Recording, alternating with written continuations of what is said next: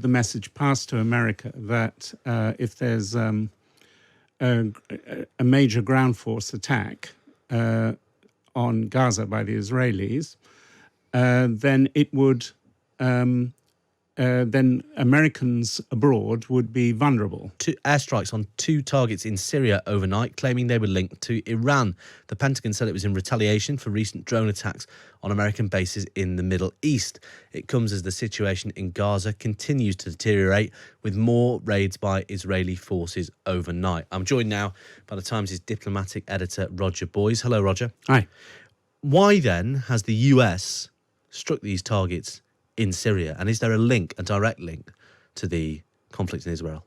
Well, Iran, in this kind of secret diplomacy that's been going on through Qatar, made clear and wanted the message passed to America that if there's a major ground force attack on Gaza by the Israelis, then it would then Americans abroad would be vulnerable. And by abroad, they meant in Iraq, from Iraqi Shiite groups, and in Syria. And so, but even before this ground force, the ground attack has happened, there have been these drone attacks on American bases there, and there have been some injuries. So America wanted to show that it's not feeble in this situation, that it can deter these kind of things. And they've whacked Revolutionary Guard positions in eastern Syria. And the implication is this will continue. It could be that the missiles were fired from these carrier.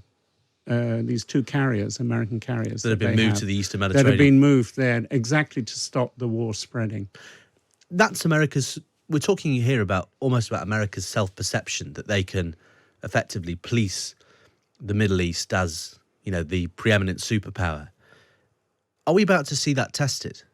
Yeah, I think that's probably the most important part for Biden's negotiations in this war. It's they need to show not only can they do a two-front war, or at least two wars, but they need to show more than that they're capable of dealing with a third crisis if the third crisis comes up.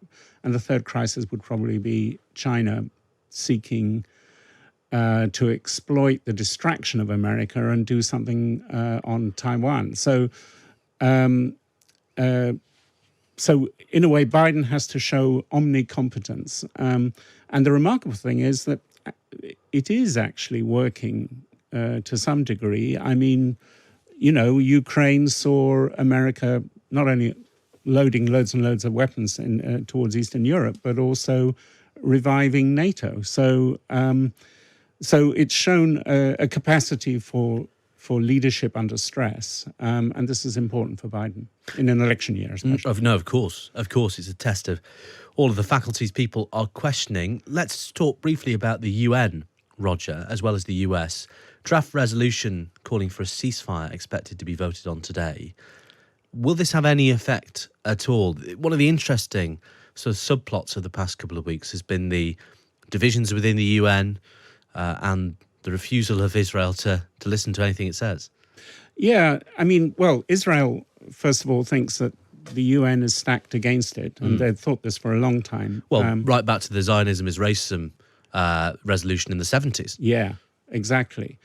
And so that's why, in a way, Israel is withdrawing from this process, because it knows that there is probably a majority in the global South for a ceasefire, because the whole question of Palestinian victimhood mobilizes the Arab world like nothing else.